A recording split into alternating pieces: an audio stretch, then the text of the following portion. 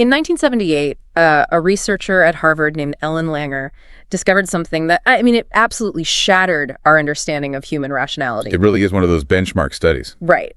So she found that she could walk up to a massive, frustratingly long line of people waiting to use a copy machine, cut straight to the very front, and get permission to do so over 90% of the time. Which, if you've ever waited for a copy machine, you know how territorial people get. Exactly. And she didn't bribe them. She didn't fake a medical emergency.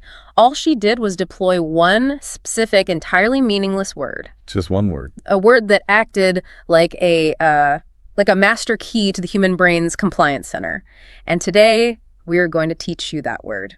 Welcome to the deep dive. It is a remarkable piece of behavioral science. And honestly, it serves as the perfect entry point for what we're doing today. Yeah. Because that study reveals a fundamental truth, which is that human communication is not, a purely logical exchange of information. Right. It's not just data transfer. No, it is a structural, predictable system.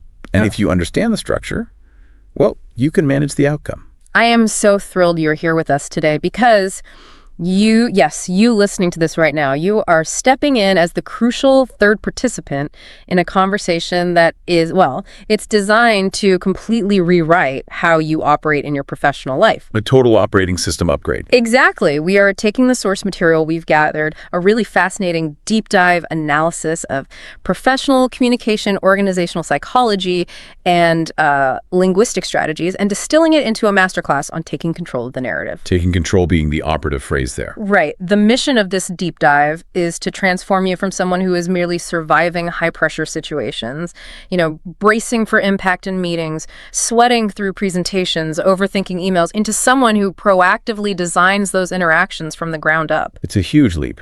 It is. Okay, let's unpack this, because to actually use these powerful linguistic tools to wield them effectively, we first have to undergo a massive shift in how we view our own identity in the workplace. Yeah, and that identity shift is the bedrock. Without it, the linguistic tools are just, parlor tricks. Right. The notes we are analyzing today draw a very stark, very uncomfortable contrast between two distinct professional personas. On one side, we have the firefighter. Okay. And on the other side, the architect. And the transition we're discussing today is moving from a defensive posture to an offensive, proactive one. If we are being brutally honest with ourselves, I think the vast majority of us spend our entire careers conditioned to play the role of the firefighter. Oh, absolutely. Let's look at the psychology of that. A firefighter walks into a conference room or, clicks join on a video call, and they're essentially waiting for the alarm to sound. They're on edge. Right. They are existing in a state of perpetual low-grade anxiety, just waiting for the unexpected blaze. When the curveball question comes, when the client suddenly changes the project scope, or when a stakeholder aggressively challenges their data, the firefighter springs into action. Right, they grab the hose. Exactly. They put out the blaze, they survive the ambush, and they deliver a relatively coherent answer out of thin air. Which is a skill set that organizations historically reward. Right. Oh, yeah, they love it. We have to acknowledge why the firefighter persona is so prevalent. When you put out a massive fire, you get the adrenaline rush. You feel like a hero. You get the pat on the back from the executives. You are hailed as the hero who saved the Q3 deliverable at the 11th hour. It creates a neurochemical feedback loop. The organization gets a solved problem, and you get a hit of dopamine and social validation. But the source material points out the massive hidden tax on that lifestyle. The burnout. Yes, it is completely exhausting. You are existing in a constant state of cortisol-soaked reactivity. You are never actually steering the ship. You are just frantically plugging holes in the hull as the water rushes in. Right. You are reacting to questions, waiting to be spoken to, just waiting for someone else to define the parameters of the crisis. Exactly. You are ceding all structural control to your environment. The source material argues that true professional efficacy requires abandoning the bucket and the hose and transitioning into the architect. The architect. I love that. Because the architect does not wait for the fire. The architect designs the building, the meeting, the negotiation, the email thread with such extreme foresight, such deliberate structural intention, that the risk of a fire breaking out is minimized from the moment the blueprint is drawn. It's the difference between being a passenger in a car, white-knuckling the dashboard while someone else takes the turns too fast and you just pray you don't crash. That is a very stressful ride. versus having your hands firmly on the steering wheel, controlling the acceleration, and actually choosing the destination. The passenger braces for impact. The driver designs the route. And notice the difference in cognitive load there. Right. The passenger is in a state of high vigilance, but low agency. That is a recipe for burnout. The driver has high agency. They know there is a sharp turn coming up in half a mile because they looked at the map, so they are already downshifting. They aren't surprised. Right. They aren't surprised. That is the architect mindset. You are shaping the conversation rather than just participating in it as a victim of circumstance. So I want to push back on this a little bit because I am putting myself in the shoes of you, our listener, and I can hear the immediate hesitation. Okay, let's hear it. Doesn't acting like the architect in every single meeting run the risk of making you look like a total control freak? I see what you mean. Like, let's say you are a mid-level manager sitting in a room with your boss's boss, and 3 senior stakeholders. If you suddenly try to grab the steering wheel and dictate the flow of the conversation, aren't they going to aggressively put you back in your place? It's a valid fear. Right. Isn't there a severe political risk to assuming that level of control when you don't have the title to back it up? If we connect this to the bigger picture, we have to decouple the concept of structure from the concept of dominance. Okay, structure versus dominance. That is where most people get tripped up. They think being the architect means micromanaging the room. It doesn't. True architects do not micromanage the people living in the building. Right. An architect does not tell you where to put your couch or what temperature to set the thermostat or what time to go to bed. They just build the walls and the roof. Exactly. They build a structurally sound environment so that everyone else can operate comfortably, safely, and productively within it. It is an act of service, not an act of ego. That's a great way to reframe it. When you adopt the architect mindset in a meeting, you are not silencing your superiors. You are providing a framework so that their highly valuable contributions are actually focused and useful rather than scattered. Because executives hate scattered meetings. Think about it from the executive's perspective. They're in back-to-back meetings all day. If a mid-level manager steps up and politely, clearly organizes the structure of the next 60 minutes so that a definitive decision can be reached, the executive doesn't feel dominated. No, they feel relieved. They feel immensely relieved. That is a phenomenal distinction. It is leadership through facilitation, not leadership through volume. Well said. So let's challenge you, the listener, right now. Think about the last 3 meetings you attended this week. Just play the tape back in your head. This is a good exercise. Were you sitting there, scanning the room, waiting to put out conversational fires as they popped up? Or did you walk in with a blueprint? Did you draw the boundaries of how that time was going to be spent? It is a tough mirror to look into. It really is. But let's say we are ready to make the shift. We are putting down the hose. We are picking up the drafting pencil. We want to be the architect. Where do we physically begin? You begin with the foundation. In the linguistics of professional communication, the very first step in building any structure is what the source material calls setting the frame. Setting the frame. This seems to be the most critical point of vulnerability in any interaction. It is the absolute genesis of control. Setting the frame means you are the first person to explicitly define the context, the core purpose, and the desired outcome of the interaction. You're drawing the boundaries. Yes, you are drawing the boundaries of reality for that specific block of time. And the notes emphasize that speed, or rather intentional primacy, matters immensely here. The material notes a very hard, very unforgiving truth about human group dynamics. If you do not set the frame, you are automatically, by default, forced to operate within someone else's frame. Because nature abhors a vacuum. And so does a conference room. Let's break down the mechanics of that vacuum because we've all lived through it. Huh? I want to paint a picture of a hijacked meeting. Oh, this happens constantly. You have an hour blocked out on a Tuesday to discuss a critical overhaul of the Q4 budget. 10 people are on the video call. Right. The meeting starts, there's some awkward small talk, and then the project lead says something vague like, all right, let's dive into the Q4 numbers. Which is way too broad. Exactly. 5 minutes later, someone notices a discrepancy in the travel expenses for the marketing team. Suddenly, 2 directors are in a heated, granular debate about whether the team should be flying business class to a conference in Chicago. And you just watch the time slip away. 25 minutes go by. The entire meeting has been consumed by a totally irrelevant argument about airline miles, and the macro budget overhaul hasn't even been touched. Why does that happen? It happens because the brain evolved to focus on the most immediate, novel stimulus in its environment. The shiny object. Right. On the savannah, if you are planning where to migrate for the winter, but a snake slithers across your path, your brain drops the macro strategy and hyper-focuses on the snake. That makes total sense. In a meeting without a rigidly defined frame, every single issue that pops up, no matter how minor, like the travel expenses, is treated by the group's collective attention as the snake. Even if it's just a garden snake. Exactly.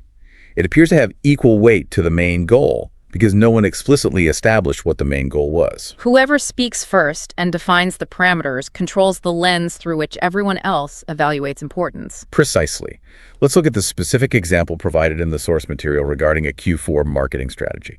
It illustrates perfectly how to set this frame right out of the gate, preventing the airline mile debate before it can even spark. What's the script? The architect starts the meeting by saying, "Thank you all for being here. The goal for the next 30 minutes is to align on a final decision for the Q4 marketing strategy.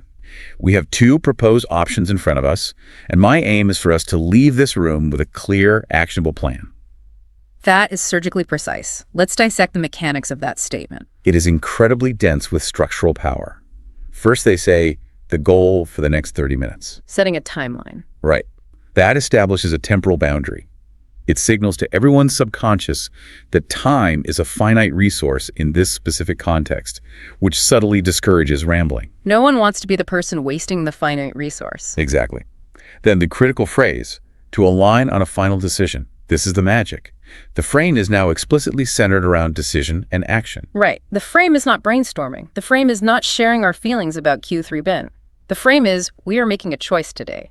It actively, preemptively kills the endless debate scenario. And because you laid that foundation in the first 60 seconds, you now have a structural defense mechanism when someone inevitably tries to derail it. Which they will. They always do. But if 10 minutes in, someone says, I'm still not happy with the font choice on our primary ad creative, you don't have to get angry or defensive. You just point to the map. Yes, you simply point back to the frame. You say, that is an interesting aesthetic point, but to honor our goal of making a final macro strategy decision today, let's put the font choice in the parking lot for the design team's review tomorrow. So what does this all mean? It means that setting the frame has absolutely nothing to do with being the loudest, most aggressive alpha personality in the room. Nothing at all. It doesn't mean you have to talk over people or dominate the airtime. It simply means you are speaking first and speaking most intentionally. Setting the parameters. You are handing everyone a beautifully drawn map before the journey even begins, which means when someone tries to wander off into the woods, you don't have to tackle them. You just gently tap the map. That is the essence of proactive design. But, a frame is just an empty room. Right. Once you have handed them that map, once you have established the context, you have to actually build a persuasive argument within that space. You need structural pillars to support your ideas and move the audience toward that final decision. And for the blueprint of these pillars, our source material reaches all the way back to ancient Greece. We are pulling out a 2,000-year-old architectural drawing, Aristotle's 3 pillars of persuasion. It's amazing how well it holds up. Logos, pathos, and ethos. I have to say, I find it incredibly humbling and a bit amusing that in an era of artificial intelligence, predictive algorithms, and global telecommuting, the absolute gold standard for getting another human being to agree with you was sketched out by a guy in a toga 2 millennia ago. It really is. It is a testament to the fact that while our technology evolves at light speed, human neurology is remarkably static. The hardware hasn't changed. Exactly. We still process information, evaluate threats, and make decisions based on the exact same neurological pathways as the ancient Greeks. Aristotle didn't invent these pillars. He merely observed the biological reality of how human beings convince each other and categorized it perfectly. We have to master all 3. Let's start with the first pillar, the one we are probably most comfortable with in a corporate setting. Logos. Logic. This is the what of your argument, correct? Yes. Logos is the appeal to pure logic and reason. This is the bedrock of professional justification. Right, the spreadsheets. It is your data, your empirical evidence, your quarterly earnings reports, your market research. It is the undeniable, objective reality of the situation.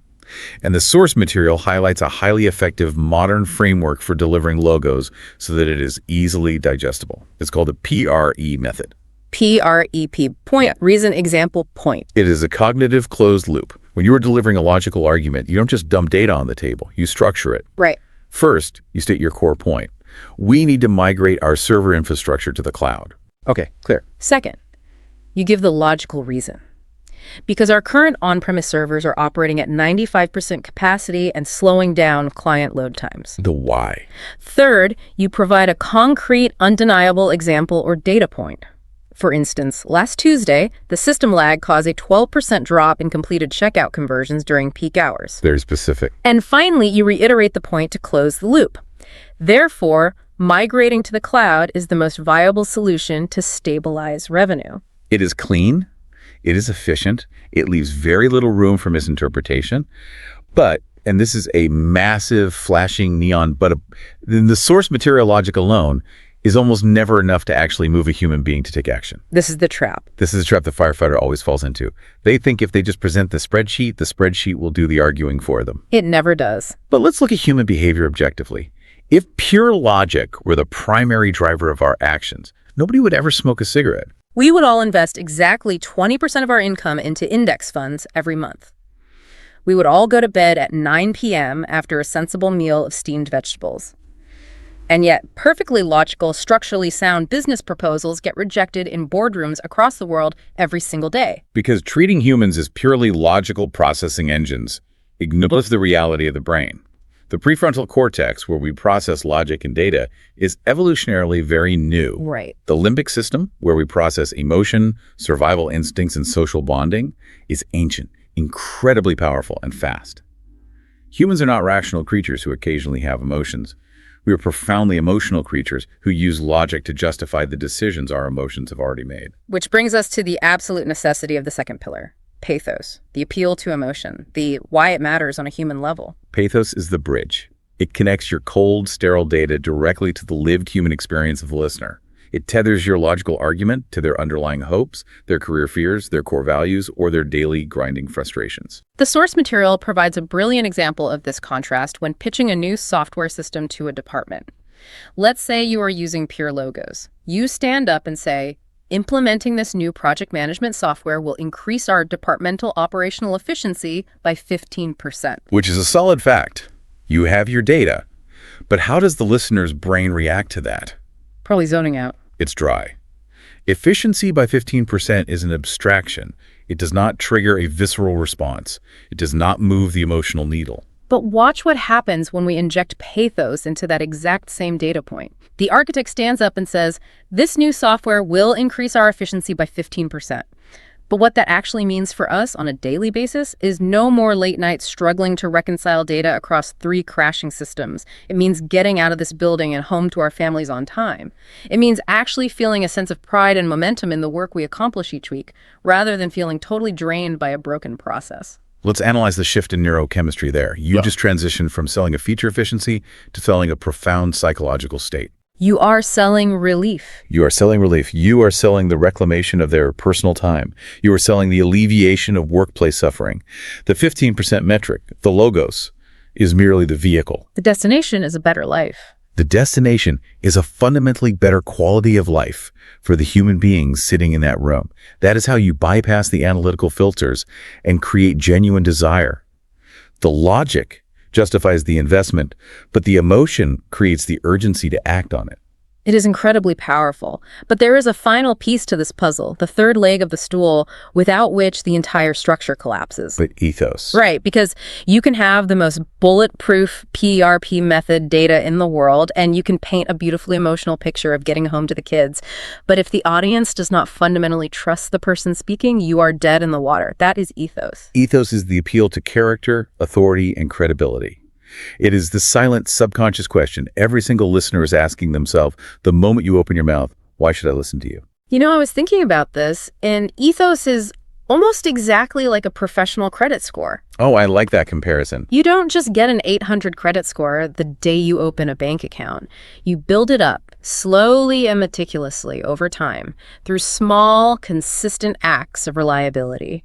You show up prepared. You deliver on minor promises. You project calm under pressure. You accumulate trust capital. That is a highly accurate analogy. Yeah. And Interestingly, the source material points out a counterintuitive reality about how you can rapidly increase that professional credit score. Okay, what is it? The fastest way to build ethos is not by projecting an illusion of flawless perfection, but by demonstrating calculated honesty. Which feels terrifying in the moment. Right. We are taught to never show weakness. We operate under the false assumption that to be perceived as credible, we must be omniscient. We must have every answer to every potential question. But think about the psychology of the room.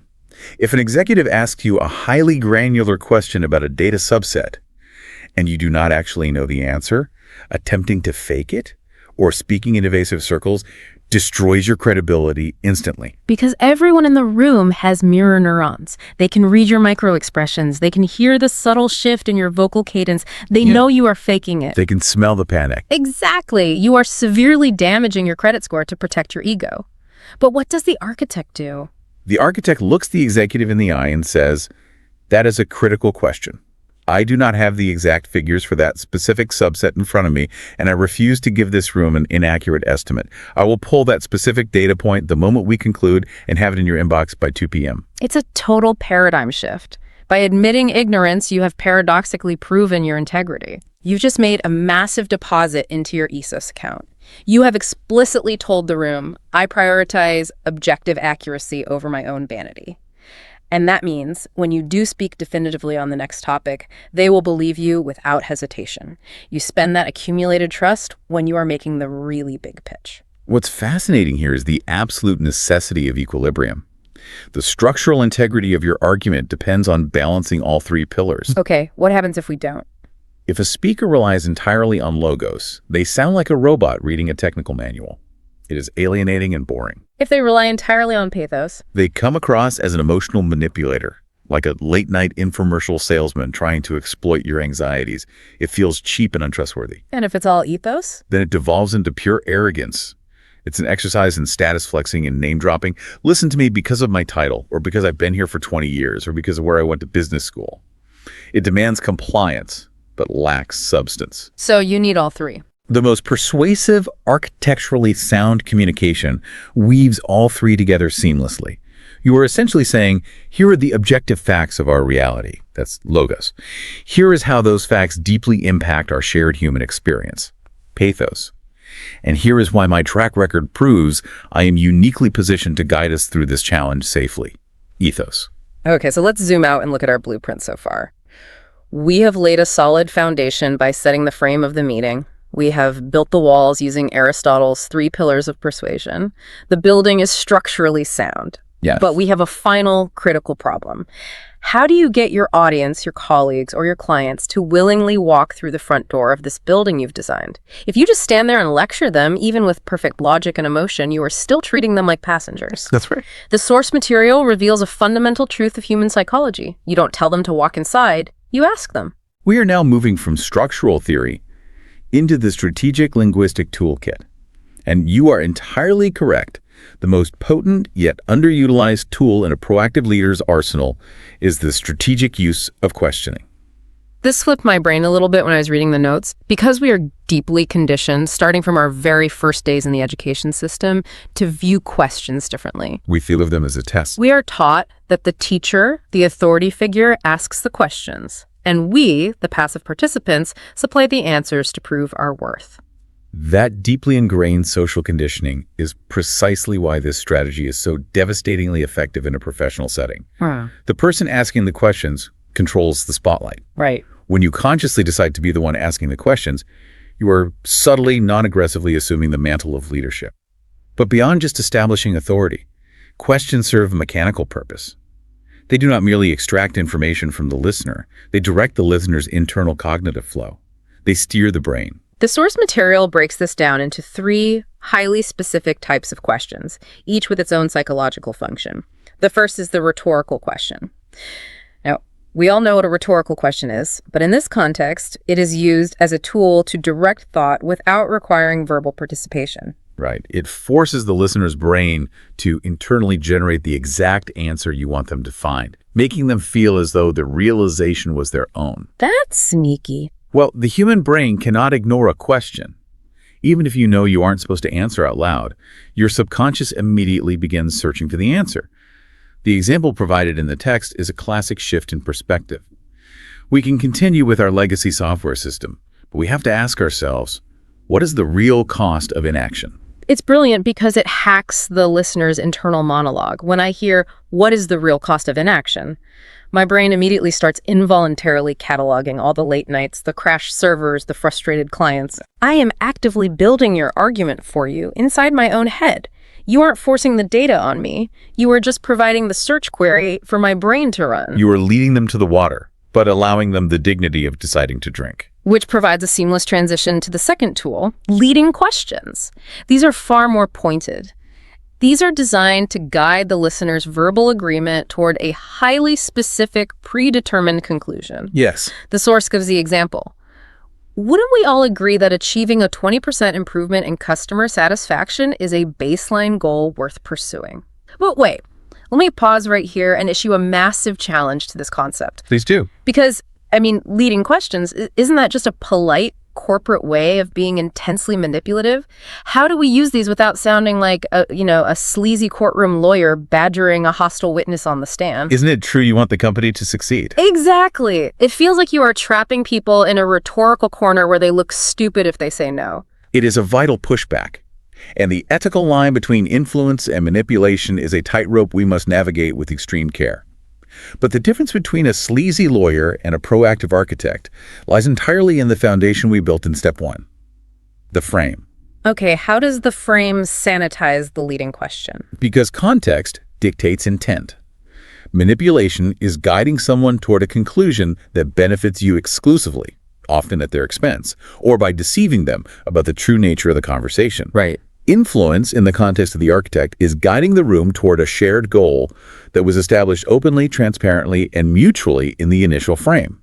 If you set the frame at the top of the hour as, we are here to solve the customer retention crisis, then 20 minutes later asking, wouldn't we agree that a 20% improvement is worth pursuing, is not a manipulative trap. It's a check-in. It is an alignment check. You are testing the structural integrity of the group's agreement before moving to the next phase of the plan. You are reminding them of the shared reality they already opted into. You are tethering them back to the mutual agreement. It's not a trap, it's a guardrail. I see the distinction clearly now.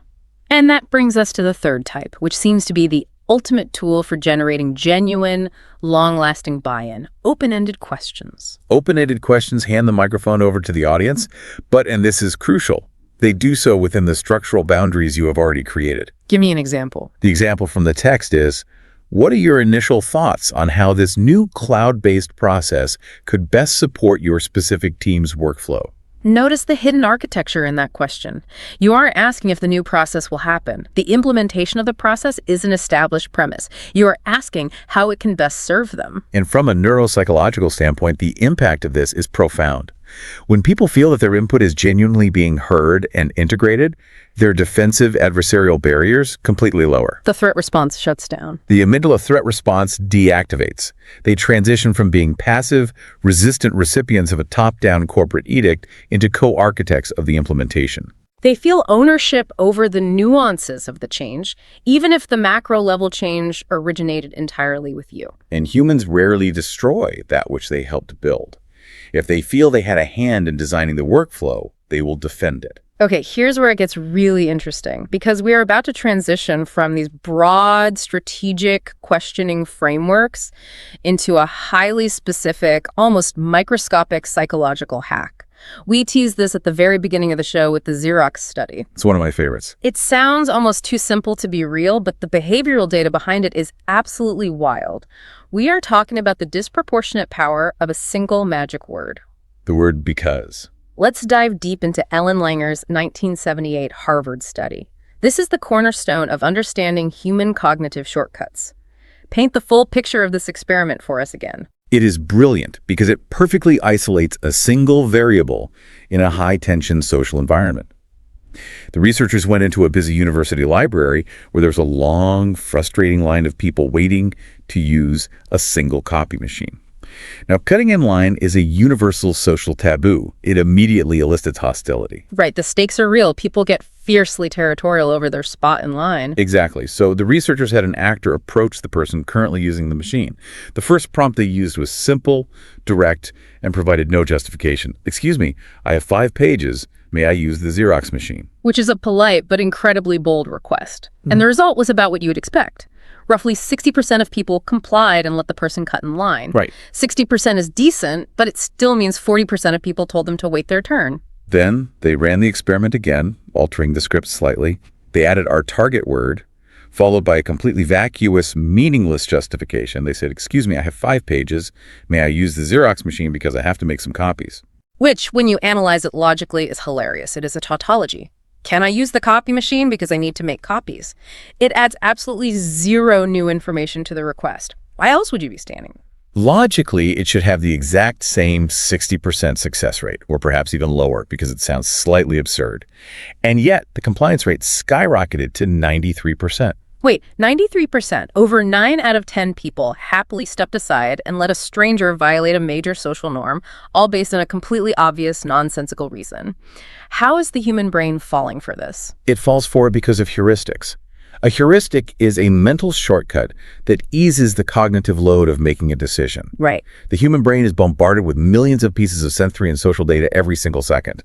If we had to employ deep prefrontal cortex logic to analyze every minor social interaction, our brains would literally overheat. We would freeze up. So a heuristic is basically a cognitive autocomplete.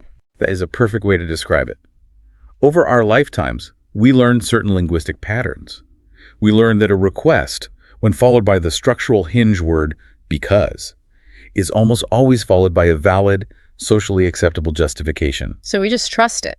In low-stakes situations, when the brain hears the word "because," it simply assumes the validity of whatever comes next to save processing power. It hits the approve button automatically. The brain is reacting to the structure of the sentence, completely bypassing the actual content of the sentence. Precisely. The word itself is a trigger that simulates rationality, even if actual rationality is absent. So how does the listener practically apply this today? It means you must fiercely audit your own communication and eradicate naked requests. You should never, ever make a request at work, or even in your personal life, without structurally attaching a because to it. Don't just slack your coworker and say, "Hey, could you send me that Q3 report by 3 p.m.? Right. You say, "Could you send me that Q3 report by 3 p.m. because I need to review the metrics before I finalize the deck for tomorrow's client meeting." It takes you exactly 2 extra seconds to type out that second half of the sentence. But structurally, neurologically, you have just handed their brain the cognitive shortcut it needs to prioritize your request over the 10 other things on their desk. You've given their brain permission to comply without resistance. It is a microscopic architectural detail that dramatically reinforces the structural stability of your communication. Now, we've spent a lot of time discussing how to architect agreement, how to get people to say yes. But what about the dark side of communication? What about when, for an absolute fact that the audience wants to say no? Right. What about when you know there's a glaring flaw in your data, a massive delay in your timeline, or a piece of objectively bad news that you have to deliver to an angry room? The source material offers a strategy for this that it literally refers to as a master-level technique. Pre-handling objections. Yeah. This is the crucible where you truly separate the amateur firefighters from the veteran architects. Let's look at the firefighter's instinct when faced with bad news. The firefighter's instinct is survival through evasion. They hide the bad news, they bury the budget overage on slide 40 of a 45 slide deck, and they just pray to the corporate gods that nobody is paying attention by the time they get there. We've all seen that happen. And then when a stakeholder inevitably spots the discrepancy, raises their hand and calls them out in front of the entire room, the firefighter is caught. They have to scramble, sweat, and defend themselves on the fly. It is a terrifying high-stress position. And critically, look at the power dynamic in that moment. By hiding the flaw, the firefighter has handed the immense power of discovery over to their audience. The audience member who spots the flaw gets to play the role of the righteous prosecutor who just uncovered the smoking gun. The speaker is immediately placed on trial. But the architect refuses to play that game. The architect anticipates the criticism, identifies the weakness in their own building, and addresses it up front, stealing the prosecutor's thunder. The source notes give a brilliant high-stakes example about presenting a project that is significantly over budget. Let's hear it. Let's say you are leading a massive tech integration, and you are currently tracking 10% over the initial forecast. You are presenting to the executive board. If you are an architect practicing the pre-handling of objections, you do not bury that number. You lead with it. You bring it up in the first 5 minutes of the meeting. Right. You stand tall and say, now, before we go further into the revised timeline and the upcoming deliverables, I want to pause and directly address the elephant in the room, the budget. I am fully aware that we are currently tracking 10% over our initial Q1 forecast. I want to walk you through exactly why that variance occurred, the aggressive corrective measures my team has already put in place to stop the bleed, and why this continued investment remains absolutely critical for hitting our macro targets for the year. It is a complete Jedi. Well, let's use a better structural metaphor. It is like reinforcing the weakest pillar of the bridge while everyone is watching, proving to them that the bridge won't fall. You have just completely disarmed your harshest critics. They have nothing left to attack. Right. The aggressive executive in the back row who had his arms crossed, who was just waiting to pounce and say, wait a minute, what about the cost overruns? You have just neutralized him. You took his biggest, sharpest weapon and you turned it into a prop for your own presentation. You have neutralized the threat by demonstrating supreme, unapologetic competence. Think about what this does for your ethos, your trust capital. You are not a victim hiding from reality. You are a leader managing reality. Exactly. You are explicitly telling the room, I see the problem clearly. I understand the nuances of the problem better than you do. I'm not afraid of it, and I am already executing the solution. It transforms a moment of severe potential weakness into your most powerful display of proactive leadership. This raises an important question, though, and it's a trap many newly minted architects fall into. We have armed the listener with incredibly potent tools today, setting rigid frames, utilizing the persuasive weight of Aristotle's pillars, steering the cognitive flow with strategic questions, deploying behavioral triggers like because, and ruthlessly neutralizing objections before they happen. That's a lot of power. It is, but if you stack all of these tactical maneuvers together without adjusting your baseline tone, there's a very real risk. Oh, absolutely. The risk is that you don't sound like a brilliant architect. You sound like an insufferable dictator. You sound overly aggressive, hyper-calculated, and cold. You sound like you are just bulldozing people into compliance. Which will ultimately trigger the exact defensive resistance you're trying to avoid. Which is why the source material concludes its linguistic toolkit with a crucial softening concept: positive politeness. Positive politeness. It sounds a bit like, corporate HR jargon, but the mechanics behind it are actually fascinating. It is the conscious, strategic use of inclusive language to create a psychological sense of shared mission, rather than a top-down adversarial command. And the most fundamental immediate shift you can make in this arena is the pronoun swap. Moving away from the isolating pronouns of you and I and leaning heavily into the unifying pronouns of we and us. It seems like such a minor, almost trivial grammatical tweak. Does it really make that much of a difference? The psychological impact is massive because language fundamentally dictates relationship geometry. Let's look at the biology of the boardroom again. If you sit across from a colleague and say, you need to approve my revised timeline, you have instantly, neurologically created a division. Us versus them. Right. There's you over there representing the obstacle and my timeline over here representing the goal. It is inherently adversarial. The word you, when used in a directive sense, often triggers a micro-threat response in the amygdala. It makes the other person feel like they're being singled out, judged, or given an ultimatum. Exactly. It raises their shields. But if you take a breath, swap those pronouns and say, I believe if we adopt this revised timeline, we'll all see a significant reduction in our weekend workload, you have changed the entire psychological geometry of the room. You are no longer sitting across the table pointing a finger at them. Linguistically, you have moved your chair to their side of the table, and you are both looking at the problem together as a unified front. You have redefined them from an out-group obstacle into an in-group ally.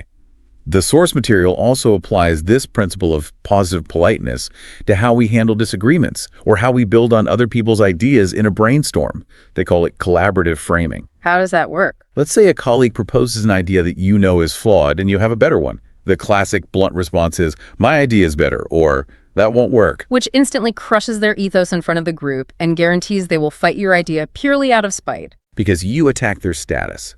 Instead, the architect pivots. You validate their contribution first, preserving their status, and then you steer. That's an excellent foundational point, Sarah. Building on that insight, what if we also explored a way to integrate the new sales data into that model? It is so elegant. You have taken Sarah's brunt and you have used it to build your own wall, but you have made her feel like the co-designer of the entire structure. There is a profound quote from the source material that I absolutely love, and I think it summarizes this entire section on positive politeness beautifully. It says, it's about making people feel like partners in the journey, not obstacles to be overcome. It's not about manipulation, it's about alignment. Alignment is the ultimate crowning achievement of the architect. You do not want to violently drag people into your building. You want them to feel deep in their bones like they help pour the foundation and choose the paint colors. Okay, we have covered an immense paradigm-shifting amount of ground today. But as we always say on this show, knowledge without practical application is just corporate trivia. So we are not going to leave you hanging. We are going to leave you with a highly specific, highly actionable exercise pulled directly from our source material. This is a way to start building the muscle memory of an architect today the minute this deep dive ends. This is a low-stakes exercise. It is designed to integrate these dense concepts into your daily routine without overwhelming you. The very next time you need to make a request at work, and this could be anything, sending a routine email, delegating a minor administrative task, asking a colleague for a quick favor. Before you speak or before you hit send on that email, I want you to literally pause. Take your hands off the keyboard. You are going to map out a 3-part architectural blueprint for that message. Step 1, define your logos. What is the single, clear, logical point you need to make?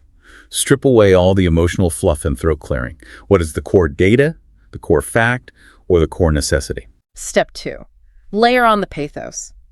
Why should this specific person care about your logical point? What is the emotional hook? How does this task connect to a shared goal that benefits them, relieves their stress, or elevates their status? And step 3, deploy the cognitive trigger. Structure your request using the word because to provide their brain with a heuristic justification.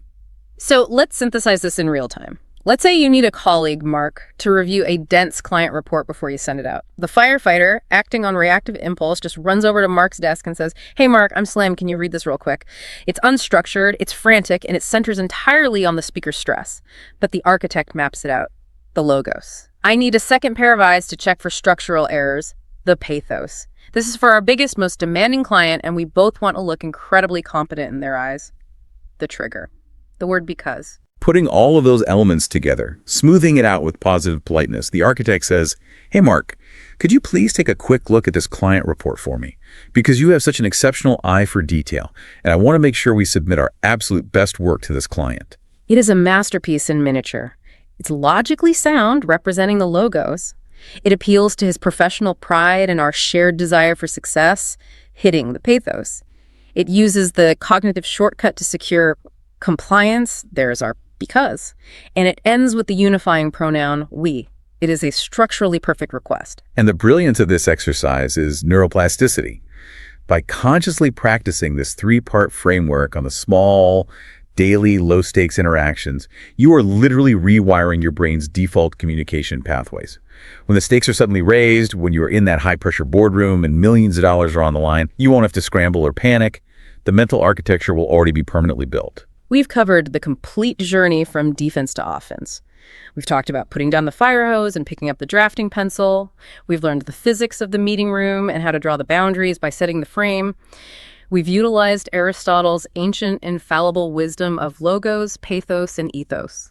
We've learned to steer the cognitive flow of a room with strategic questions, hack the brain's compliance center with the word because, disarm our fiercest critics by pre-handling objections, and bind it all together with the inclusive, amygdala-soothing WID of positive politeness. It is, without a doubt, the most comprehensive linguistic toolkit for proactive leadership that a professional can possess. But before we sign off, I want to leave you with one final, deeply provocative thought, something for you to chew on that builds on everything we've discussed over the last hour. We have spent this entire deep dive focusing outward. We've talked about how to proactively communicate with your colleagues, how to influence your bosses, and how to guide your clients. But I want you to take a massive step back, turn the lens inward, and think about how you communicate with yourself. The internal monologue. The most frequent conversation we ever have. Exactly. When you make a critical mistake at work, or when you are staring down a massively daunting, complex task that you feel unqualified for, Listen carefully to your own internal voice. Are you playing the panicked firefighter in your own head? Are you reacting defensively to your own anxieties, letting your intrusive thoughts completely hijack the meeting in your mind, dragging you down into worst-case scenarios? Or are you being the architect of your own consciousness? Are you consciously, deliberately framing your own thoughts with clear, objective logos, giving yourself grace and motivation with pathos, and using a generous dose of positive politeness on yourself instead of harsh, adversarial self-criticism? That is a profound application of these tools. The reality is the way we structure our external communication is almost always a direct mirror of our internal state.